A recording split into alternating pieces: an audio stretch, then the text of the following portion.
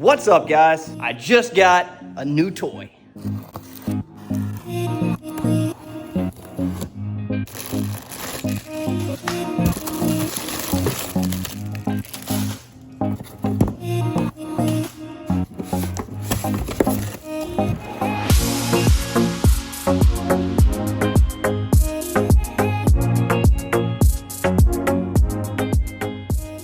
So this is the ArcCaptain Cut55Pro plasma cutter, and it's supposed to have all the bells and whistles, especially for somebody who is budget-minded like me. This thing's supposed to operate on 110, 220, it's got an app control, all of that good stuff, and it's supposed to cut up to 3/4 inch steel with no problem.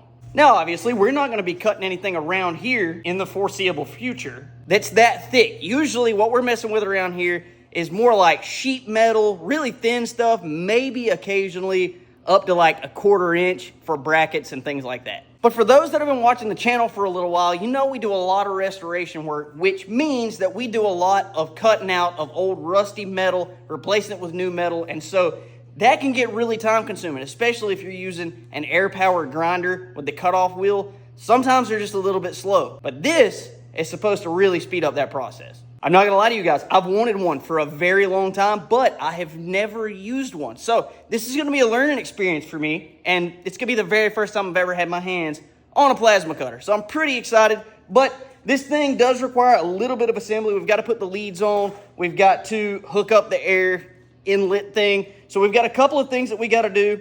So that's what I'm going to do now, is go ahead and throw a little bit of this stuff together, and then we're going to cut a few pieces of metal and see how this joker works.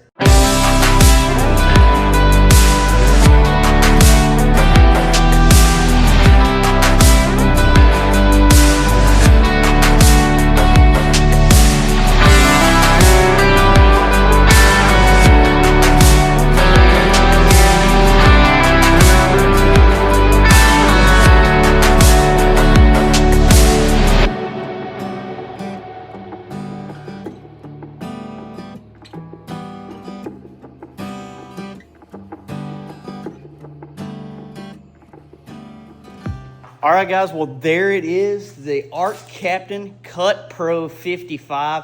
I gotta say, I didn't even look at the directions to put this joker together. It's completely self-explanatory, so if I can figure it out, I'm sure you guys can. I will say that right back here where you let your compressed air in, it comes with this thing, and then it also comes with this little hose right here that would actually attach to that, but I have airlines in my shop, so really there's just no point in me having that. So I just went ahead and put a little quick connect fit in there so I could just plug my air in, take it off, whatever. But I do have to say, this thing feels pretty solid. It's not super heavy, but everything as far as the cables and all of that stuff, they feel 100% solid. They feel good quality and all that good stuff. But I'm really, really excited to try this out. I've never used one, but I know it's gonna come in handy for this stuff. So without further ado, I guess the only thing left to do is to go ahead and drag an extension cord over here, get some air to this thing, and we're about to try to cut a few pieces of metal and see how all this stuff works. I only have about 1/4 inch piece of steel. We're gonna cut that, and then we are gonna find out exactly how good this thing actually is. All right, so we got us a manly pink extension cord ran up here from the back of the shop. Come over, go ahead and hit the on button. It don't even make a sound when you turn, oh, it clicked. All right, so now we got a fan that's actually running. We got our digital display up. So this knob right here, I guess is how you actually adjust the power. Yeah, you adjust it up and down. You got different modes. You got 120, 240, so that's the 110. Not sure what exactly all that stuff means. All right, well, broke out the directions, broke man code, and started reading the directions. I know as men, we don't do that, but I was looking, and the 2T versus the 4T mode select. Apparently, the 2T mode, you press the trigger to start the cutting current, release the trigger to stop the cutting current, and in the 4T mode, you press the trigger to start cutting, release trigger during cutting, press and release trigger to shut cutting current off. I don't like the way that sounds, so I think I'm just going to leave that set on 2T so that trigger is cut, let go is not. So I hope that made sense to you guys. But anyway, so now that I know that, we're going to go ahead and hook up some air to this thing, and we're going to see what it does before we actually put any metal under it. I don't know that it does anything, but we'll find out. All right, we got air. That's reading about 105 or so. We got this thing. That's sick. All right, so not 100% sure what the compressed air is supposed to be set on, but that's insane. So I'm gonna go ahead and look at the directions one more time just to make sure I got everything set right. We're fixing to cut our first piece of metal, and I'm pretty excited. That is so sick. That is so sick. Anyway, all right, we're gonna go ahead and cut our first piece of metal. First thing I'm gonna cut is a little piece of what was left of a quarter panel that I replaced a while back. So I'm gonna go ahead and cut this and see how it works. I kind of wonder how the heat will affect something like this. I don't know how hot these actually get when you cut with them. So I'm kind of wondering if it'll warp the metal if I cut a panel out with that, or if it'll be almost like TIG welding where it doesn't produce a lot of heat. But the only way to find out is to actually do it. So we're about to give that a shot and see if this works out. And then we'll move up to something a little bit thicker, but we'll start out with this. Okay, upon further investigation, I brought the air pressure down. It looks like we're sitting at about 70. And now you can look at the actual arc. Way more consistent. It's not popping and all that stuff. So now we can cut some metal and see what this thing does. So we're only gonna show on the road. I'm really, really excited. All right, I got my little piece of floor pan sitting up here. They say to reduce the risk of electric shock, go ahead and hook up the ground to it. Now, I'm not a real big fan of the whole 110 arcing through my body. But anyways, looks like we're in business. So we'll go ahead, cut this joker up and see what it does.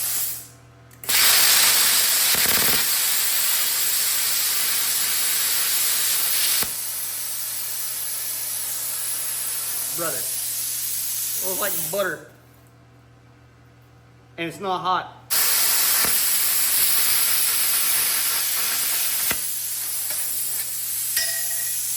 Bruh. One more. We gotta do it one more time.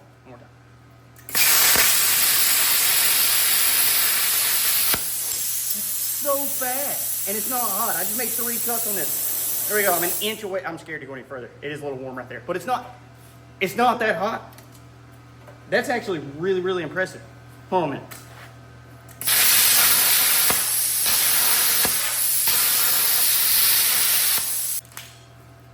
Look at that.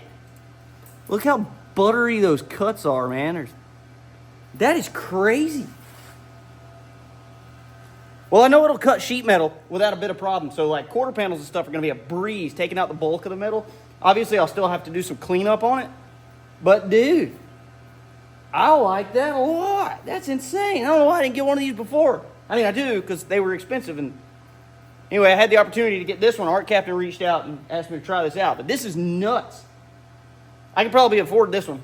So if you're budget minded for sheet metal, it's perfect. But we've not cut anything thick yet. So I'm fixing to grab this little piece of plate steel. It's like a 1/4 inch thick and it's painted. So that'll really tell the tale. But we'll see what that does. And we're gonna see if it'll cut that. And if it'll cut that, dude, this is hands down the best value for the money in a plasma cutter, without a doubt. So here's my little piece of plate steel. I've used this for a lot of stuff, building brackets like for our air compressor and things like that. And what this actually is, this is actually the steel plate for roll-up doors if you're putting them up in like a metal building, which this is a pole barn, so we didn't have to have these. So I had a bunch of these laying around, and I've used them a lot. But usually they're pretty difficult to cut, especially with like a cutoff wheel. It just takes a little while. So I've used just a set of oxygen or oxyacetylene torches in the past. I know that'll cut it, but it does leave a lot of heat. So I'm gonna turn up the amperage on this rig and see if it'll do it. They say it'll cut up to 3/4 on the 220 setting. They say it'll cut up to 1/2 inch on the 110. So this is really gonna tell the tale. I think it's not gonna be a problem. I think it can handle it. I had to go get a little piece of metal to hold up, that piece of metal to hold up this piece of metal because my table or my body stand is not gonna get small enough. But go ahead and ground this joker down, and I'm gonna crank up the amperage because this is pretty thick stuff. So we'll see what it does.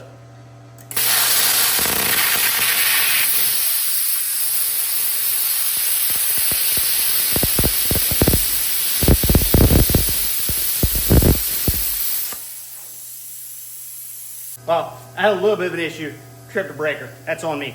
But I was playing with the air pressure a little bit, turned that up, and it seems to be cutting this better. So now that I've got the pressure up to about 80, I think it'll blow right through it. I'm gonna turn it up just a little bit more. All right, so we bumped up our air and bumped up our power. I think it'll do it now. I don't think it's gonna be a bit of a problem. We'll see how she does.